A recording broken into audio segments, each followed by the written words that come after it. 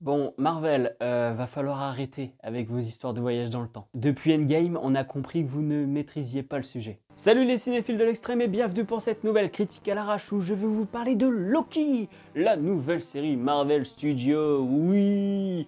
Alors, après J'ai du mal à démarrer cette vidéo tellement je...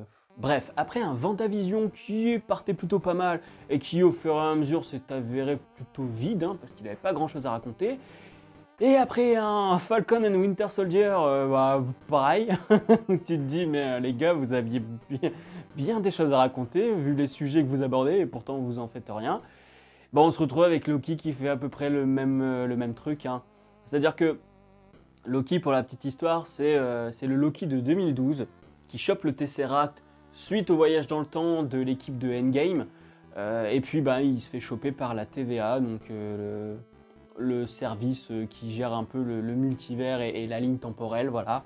Et il dit ah non, c'est pas bien, hein, parce que normalement toi t'es censé faire ça, et toi t'as pris le Tesseract, donc t'es une anomalie, t'es un variant. Mais il y a un autre variant plus dangereux. Et donc un des mecs de la TVA, incarné par Owen Wilson, va demander à Loki de l'aider à enquêter, parce que le variant en question qui s'avère être dangereux, Loki peut potentiellement comprendre comment il fonctionne. Voilà, j'en dis pas plus. Et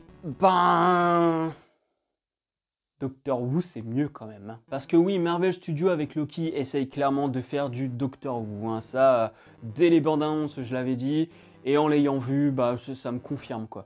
Et ça se confirme encore plus avec un épisode où il se retrouve bloqué sur une planète. Enfin non, il y a deux épisodes en fait. Un épisode où il est pas loin de mourir et un autre épisode où il est emprisonné avec d'autres personnes.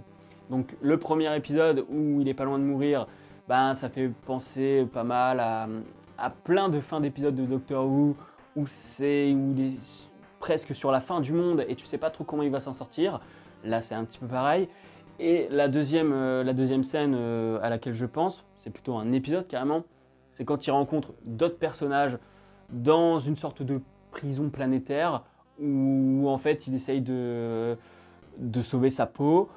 Et puis tu te rends compte que c'est très humoristique et il y a ce côté un peu loufoque à la Doctor Who aussi.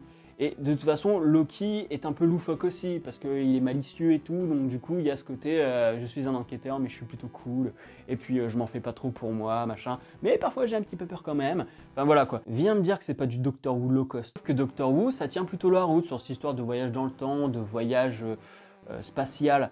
Alors ok, hein, parfois tu te grattes la tête hein, sur Doctor Who, je dis pas le contraire, mais t'as pas grand chose à lui reprocher sur la cohérence. Parce que c'est réfléchi pour que même à un moment, si tu comprends pas un truc, quelques épisodes plus tard, pouf, t'as l'explication. Et sauf que Loki, c'est pas du tout le cas. C'est-à-dire que moi, il y a déjà un truc que je ne comprends pas avec, ce truc de variant. C'est que lui est un variant. Ok. Mais donc, on le retire de sa timeline 2012 avec le Tesseract. C'est-à-dire que là, dans la timeline qui est censée ne pas avoir changé à cause de Avengers Endgame, parce qu'ils ont tout remis à leur place et tout, Loki n'est plus là, le Tesseract n'est plus là. Donc qu'est-ce qu'on fait? Normalement, il devrait y avoir un Nexus qui se crée parce que la TVA a emmené Loki et le Tesseract, et donc un Nexus se crée, et le multivers part en couille. C'est ce qu'ils expliquent au début de la série, c'est pas moi qui l'invente, hein, c'est par rapport à leur schéma. Non, c'est pas ce qui se passe. Bizarrement, c'est pas ce qui se passe. Tu ne comprends pas pourquoi.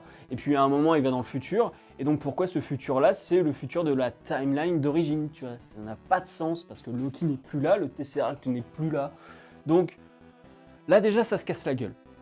Dès le début, quoi. Dès le début, ça se casse la gueule et tu dis mais fermez vos gueules, putain, fermez vos gueules. Arrêtez d'essayer d'être cohérent. Je sais que votre but, c'est de vous adresser au plus grand nombre.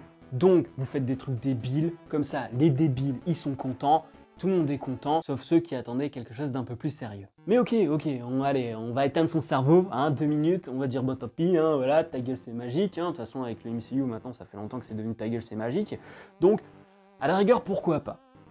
On retire toutes ces incohérences de voyage dans le temps qui ne fonctionnent pas, et là, quand on retire ça, quand on retire Marvel qui veut se prendre au sérieux avec une soi-disant théorie de voyage dans le temps complètement débile, ça va, j'ai bien aimé, il y a du rythme, c'est drôle, Tom Hiddleston, il a la classe évidemment.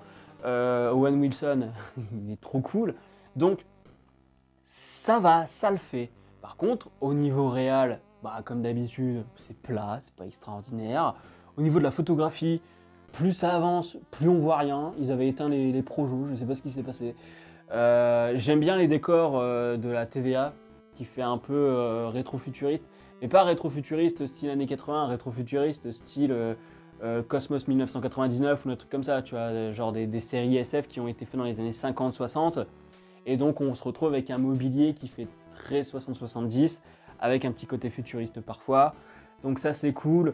Ce qui est cool aussi, c'est que ils ont montré que Thanos, c'était pas nécessairement une grande menace et que à l'échelle du multivers, il y a des choses qui sont beaucoup plus puissantes qu'un Thanos. Et ça c'est bien de le préciser parce que dans les comics c'est le cas aussi. Mais même là ils arrivent à faire un truc débile, c'est-à-dire que les pierres de l'infinité, quand on te dit qu'ils s'en servent comme presse-papier, bon, Loki dans ce cas-là il peut en mettre 3-4 dans sa poche et puis comme ça dès qu'il arrive sur Terre il peut avoir les pleins pouvoirs, tu vois. Mais non, ça sert à rien évidemment.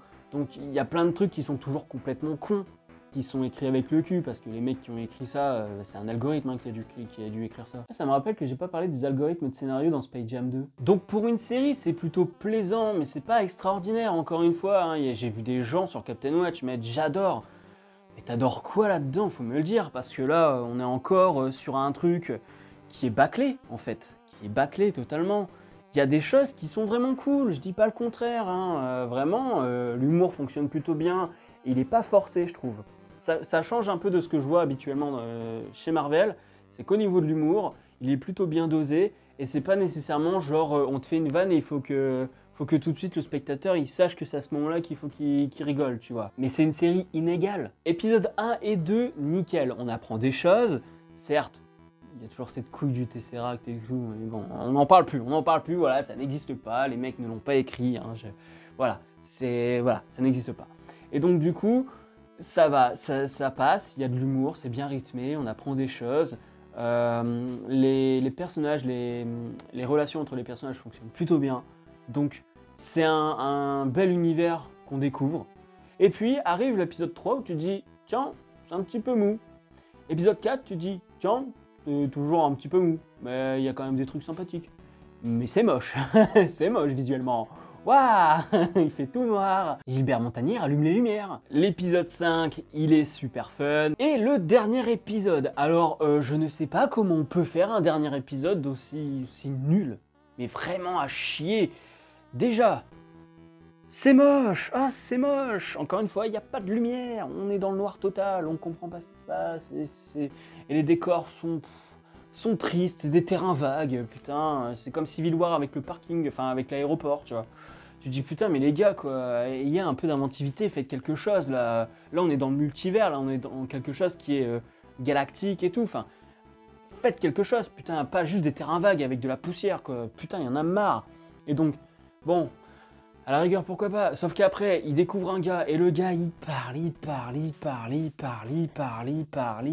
Oui, je peux faire ça très longtemps. Il parle. Non, allez, j'arrête, c'est saoulant. Et donc, vous voyez, là, le temps que j'ai fait juste il parle, ça vous a gavé. Bah là, c'est pendant 15-20 minutes pour nous raconter des trucs débiles, genre... Ah oui, mais moi, tu comprends, en fait, je viens d'un univers alternatif. Bon, les autres aussi, ils sont du même univers que moi, on s'est tous battus, et puis du coup, c'est moi qui règne un peu sur le multivers. Mais je vieillis pas, on sait pas trop pourquoi, parce que c'est juste un humain, a priori. Mais bon, pourquoi pas, encore une fois.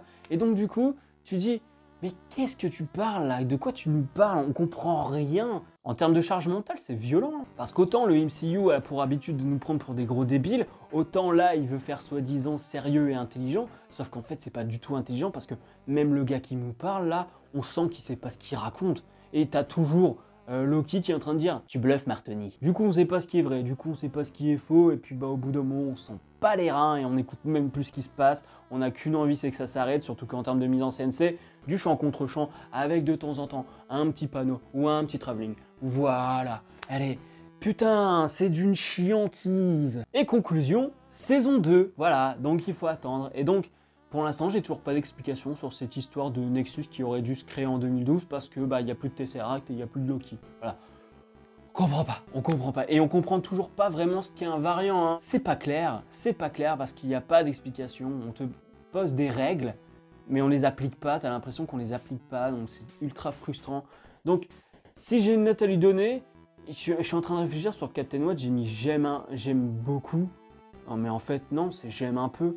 Parce que là, plus je vous en reparle, et plus vraiment, en dehors du côté c'était sympathique à suivre, j'aime bien Loki, et puis Owen Wilson, ben autant aller voir ces acteurs-là dans d'autres films en fait, d'autres séries, et puis bon, laisser Loki de côté. Donc oui, j'aime un peu. Je change ma note en direct, voilà. Et donc si la vidéo vous a plu, n'hésitez pas à mettre un petit pouce bleu, à la partager sur les réseaux sociaux, à venir dégueuler votre haine en commentaire. Je sais que là, je vais encore avoir mes petits habitués. Des bisous les petits débiles. Abonnez-vous à la chaîne si ce n'est pas encore fait et n'oubliez pas d'actionner la cloche pour être alerté des prochaines vidéos. Et comme Loki, c'est pas le truc le plus mauvais qu'on ait eu dans le MCU cette année, je vous invite à aller voir ma vidéo sur Black Widow. Et puis je vous dis à la prochaine sur la toile. Salut!